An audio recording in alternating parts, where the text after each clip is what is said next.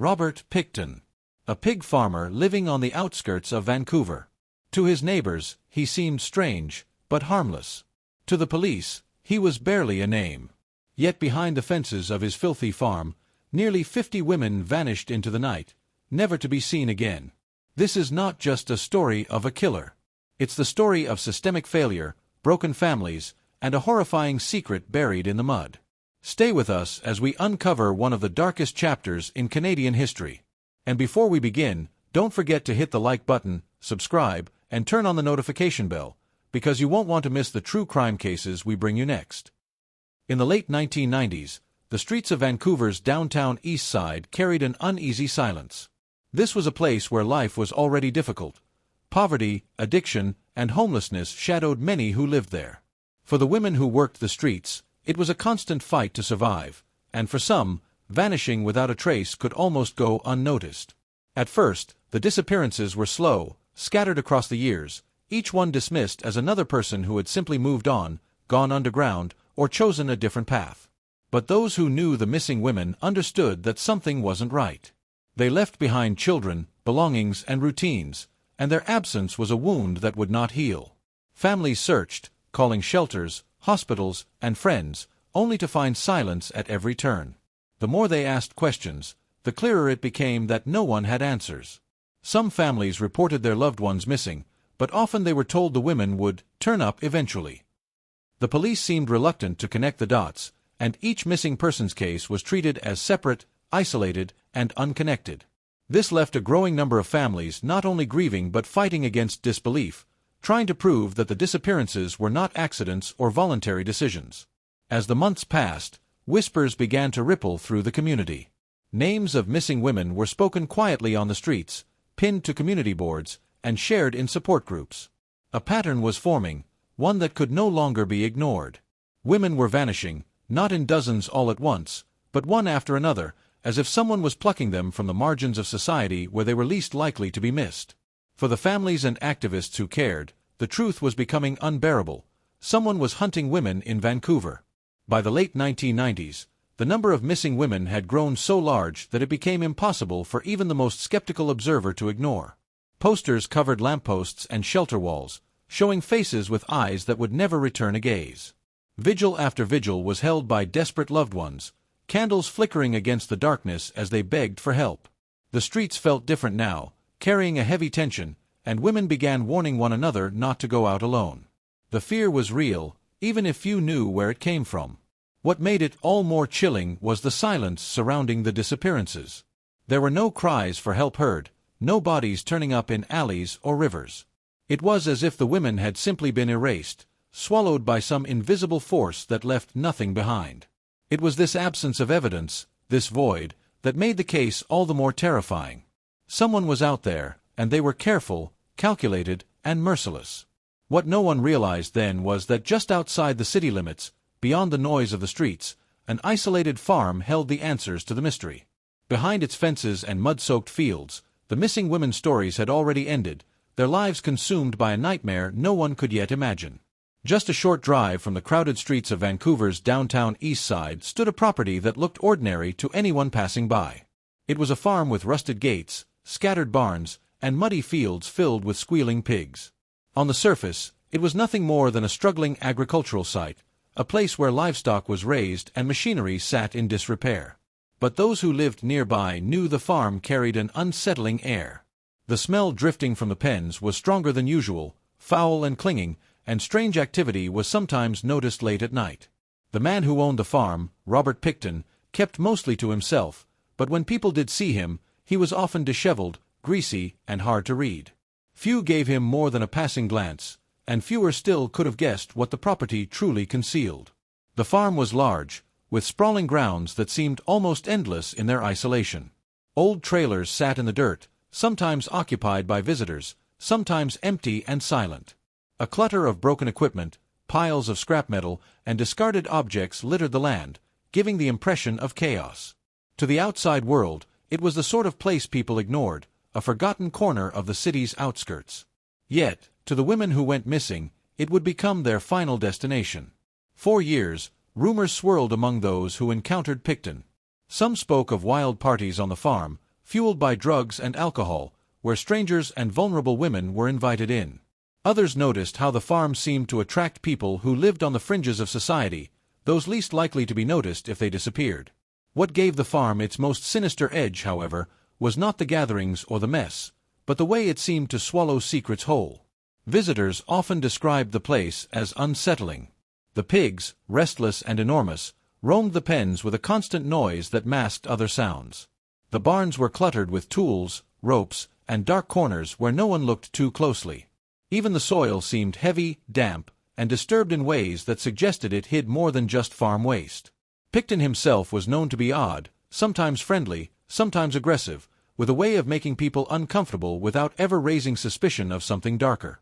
To neighbors, the strange smells and late-night noises were brushed off as part of farm life. Trucks came and went, carrying feed and supplies, but also other things no one bothered to question. People noticed how some who visited the farm never seemed to return, but they told themselves it was none of their business. It was easier to look away than to face the nagging unease the place created. What no one realized was that the farm was more than just a place of livestock and parties. It was a hunting ground carefully chosen for its isolation. Once someone entered, the chaos and clutter of the property swallowed them. There were no nearby neighbors to hear screams, no passing cars to witness struggles, no watchful eyes to see what happened behind closed barn doors. Every element of the farm worked in Pickton's favor, turning it into a fortress of secrets. For years, this ordinary-looking pig farm concealed horrors that even the most vivid nightmares could not match. It was here that the missing women's trails ended, hidden in mud, in machinery, and among the pigs that roamed restlessly. And though the truth remained invisible to the public for a long time, the walls of the farm carried echoes of crimes too monstrous to stay hidden forever. The investigation began quietly, almost reluctantly, as police finally started to acknowledge that the growing number of missing women could not be explained by chance. Families and community activists had been pleading for years, insisting that something was terribly wrong, and eventually, their voices became too loud to ignore.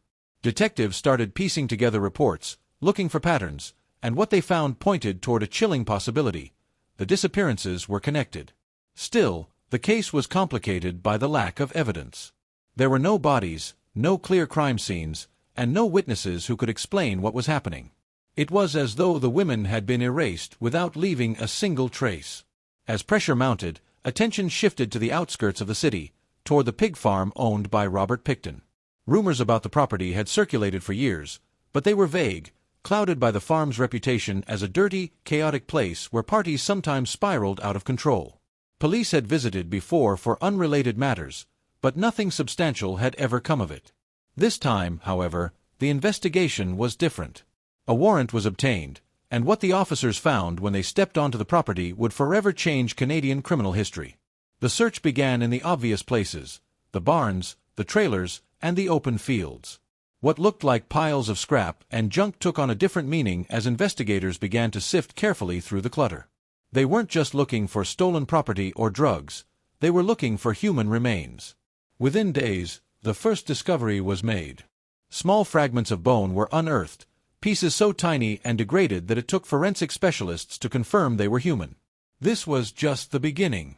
Everywhere they looked, investigators found disturbing evidence. Personal belongings, purses, identification cards, bits of clothing, were scattered among the debris. Soil samples revealed traces of blood. In the outbuildings and pig pens, the remains of women were uncovered in forms too gruesome to comprehend. Forensic teams worked around the clock, painstakingly collecting and cataloging each fragment, no matter how small, because every piece could represent a life taken. The scale of the investigation grew rapidly. Specialists were brought in from across the country, equipped with advanced tools to search the land inch by inch. Dogs trained to detect human remains were deployed, alerting to areas that appeared, at first glance, to be ordinary piles of dirt or garbage. Excavators dug deep into the soil, while investigators with gloves and tweezers sifted through the mud by hand. Each discovery added to a horrifying picture. The pig farm was not just a workplace but a dumping ground for bodies. The evidence was overwhelming, yet it was also fragmented. Instead of full bodies, investigators were forced to work with partial remains, often so damaged and incomplete that identifying victims was nearly impossible. Families who had been searching for loved ones for years were told that recovery, in many cases, might never be complete. It was not just murder that had taken place here, it was erasure, a deliberate destruction of evidence that made the crimes even more chilling. By the time the initial search ended, the pig farm had become the largest crime scene in Canadian history. What was once dismissed as an ordinary piece of land now stood as the centerpiece of one of the darkest investigations ever undertaken. The soil, the barns, the pigs themselves, every corner of the property seemed touched by death. And for the investigators walking those fields, the weight of what they uncovered would never leave them. What the investigation ultimately revealed was far worse than anyone had imagined. The missing women had not simply vanished into thin air. Many had been lured to the farm under false promises. Some were told there would be parties, free drugs, or even work opportunities. Others went simply because they trusted the wrong person. Once they set foot on the property, their chances of leaving alive were almost non-existent. The isolation of the farm, its sprawling grounds and chaotic layout, gave the perfect cover for crimes that left little evidence behind. 4 years, it had been a trap hidden in plain sight. The details that came to light during the investigation were horrifying. Detectives learned that Pickton had developed methods to dispose of remains in ways that made identification almost impossible. Human bone fragments, teeth, and bits of clothing were all that remained of many of the victims. Some of the evidence was so degraded that even the most advanced forensic technology struggled to confirm identities. The cruelty was not only in the killings themselves but in the deliberate destruction of the women's bodies, as if erasing them from existence was part of the plan. Families who had held out hope for closure were confronted with the reality that there would never be a full recovery, only fragments, only traces. What made the crimes even more disturbing was the sheer scale. Authorities came to believe that as many as 50 women may have been murdered on the farm. Yet only a portion of these could ever be confirmed due to the condition of the evidence. The number alone was staggering. This was not a case of 1 or 2 killings but a systematic campaign of violence carried out over years, hidden in the chaos of a pig farm that seemed, on the surface, to be nothing more than a dirty piece of property. The enormity of the crimes shocked even seasoned investigators who had dealt with countless homicides before. This was different. This was a scale of violence that defied belief. As the picture became clearer, the farm's reputation shifted from strange and unkempt to nightmarish. It became synonymous with terror, a place where nearly 50 lives had ended in unimaginable ways. Every barn, every pile of soil, every rusted piece of equipment seemed to hold some trace of horror. For those working the case, the weight of walking across that land was crushing. They were not just searching for evidence. They were walking through a graveyard built in secret, where cruelty had been routine and hidden behind the squeals of pigs and the hum of machinery. The horrifying secret of the farm was no longer speculation, it was undeniable fact. What had been dismissed as rumors and whispers was now backed by evidence that revealed the darkest corners of human nature. And while Robert Pickton would soon face trial, the reality of what had happened on that farm could never truly be measured. The suffering could not be undone, and the scope of loss would haunt families and investigators forever. When the investigation reached its peak, the weight of the evidence was too heavy to ignore. Robert Pickton was arrested, and his trial quickly became one of the most significant in Canadian history. The courtroom was packed with journalists, grieving families, and members of the public who could hardly comprehend the scale of what had been uncovered. The charges laid against him were overwhelming, but even then, the full scope of his crimes could not be captured by numbers on a legal document.